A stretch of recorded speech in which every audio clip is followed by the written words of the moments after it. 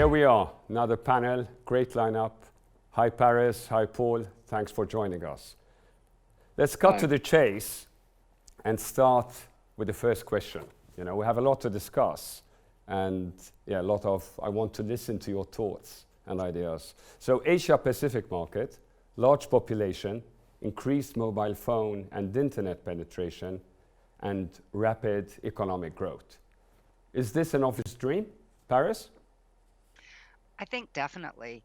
And you can add to that by adding payment processing. So that was always a big hindrance historically. And there's a lot of payment processing options. What's interesting though, is they're different. They're very manual. They're not as, they're not net teller, but they're still great options. Okay, Paul, from your side. Yeah, I think so. What we've seen a lot of companies in Asia doing in the past years is diversifying more just from China to the likes of Vietnam and Thailand, which, as Paris said, are now starting to have more payment options. So that's really where a lot of people are mitigating risk and trying not to have all their eggs in that Chinese basket, as there's been more and more issues there, and looking at the likes of not just Vietnam and Thailand, but also Malaysia and some other countries. Ones like Malaysia, which were more credit-based markets, that are now starting to shift more towards cash as well. Okay, so am I understanding right that the growth and the opportunity depends a lot on the payment options, or there are other factors in place? I mean, I think there's a lot of options. But payments is, yeah. Like, can you elaborate maybe? I'll let you talk, Fox. Go, Paul. Okay, I was going to say ladies first, but I'll go first. Of course, there's many factors at play. Payments is arguably always going to be number one because it's the most important thing. If you can't deposit or you can't withdraw, then how can you gamble? But there's so many facets at play, and I think a lot of the operators that have done well in the Asian markets outside of China, likes of Thailand and Vietnam, are ones that have had a good mobile offering. Some of them have been not just focused on sports, but have more of a slot focus as well. And having that good product offering, having the good payment offering as well, and then combined with a good team, a good product, good marketing, is very multifaceted. Yeah, Paris. Yeah, I think Paul makes a great point. All the other countries, they're very, very relevant now, but it's all about localization. And that's a mistake that a lot of people make. They think Asia's one market, but it's all very, very specific. Okay, and the difference would be great between, say, China, Cambodia, Vietnam, Philippines, for example? I would say so. Yeah. Example? Yeah, lots of differences. Yeah. Can you give us some tangible examples there, for example? The type of sport that they bet? Yeah, that's what I was about to say as well. So in China, for example, NBA basketball is incredibly popular. As an individual league would be number one, whereas in the likes of, again, Thailand and Vietnam, it's far more weighted towards football to soccer. Okay. So that would be one example. And baseball. Yeah. Yeah. Sure. And where can we expect to see the Pacific Asia market in 5 years or 10 years' time? Oh. I would hope that it will continue to grow as that region, as Asia Pacific continues to grow, and I think that there's obvious scope for more growth in the market. Is incredibly competitive, but I think that the most innovative operators, those that have the best product offering, will continue to flourish and grow. Okay, Paris. And I think with like Japan, Korea, technology is going to be really key because those are very forward-thinking technology countries, and they're great markets. Okay, so on the flip side, why would an Asian operator be interested in setting up shop in Europe? For example, we've seen Yabo endorsing some European football clubs like Man United and Leicester City, when it's clear that the client is predominantly in China. So if I can answer that with Yabo, I don't think, and I don't work for Yabo, but my understanding is that they don't have any interest in that market. They're doing it to target China, but from Europe, because like I said, as a new brand to the market, they want to establish credibility, brand recognition. So by partnering with the biggest teams in the world, like Manchester United, that benefits them in their target market of China, which is why the majority of the Premier League football teams are sponsored by, businesses that are based in Manila. Okay. Paris, anything to add to that? No, he's 100% correct. It's basically difficult to market into the Asian market because of the grayness.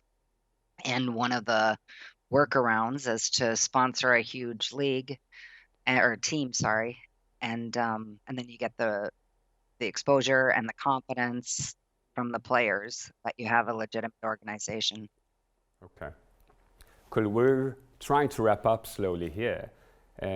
Paris, is there a question which, if you were instead of me in this chair, you would like to ask Paul? And Paul vice versa.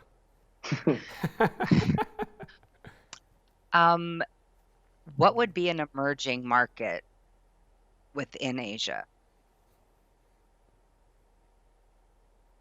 I would say one that it's not totally emerging, but it's certainly moving in that direction because it's been popular for some time is Thailand. I would say that's where a lot of operators that have done well have seen a lot of growth there in the past few years. And Paul, it's and I think that was predominantly agent driven, and that whole kind of concept is changing. So that would exactly correct. Yeah. Your answer is correct. Yes. And Paul to Paris? For Pinnacle, you said obviously you're primarily sportsbook focused. Do you see yourself becoming more casino centric and looking to expand upon your casino offering? Yes, COVID has pushed casino to the forefront. So we're going to really take a serious look at that. It's always taken backseat to getting a better tennis product, esports product, and now we need to walk and chew gum. So Paul, you've been in Asia now. So how has your journey been? How has the Asian landscape evolved since you've moved there? It's evolved massively. When I first moved over to the Philippines, CESA was the licensing body in the Philippines, and it was in its infancy, and as was the industry. So there were far less companies here, and the companies that were here had far less staff. In 2016, when Duterte became president and it switched to PAGCOR and you had the master licenses and the sub-licenses, the amount of operators grew exponentially.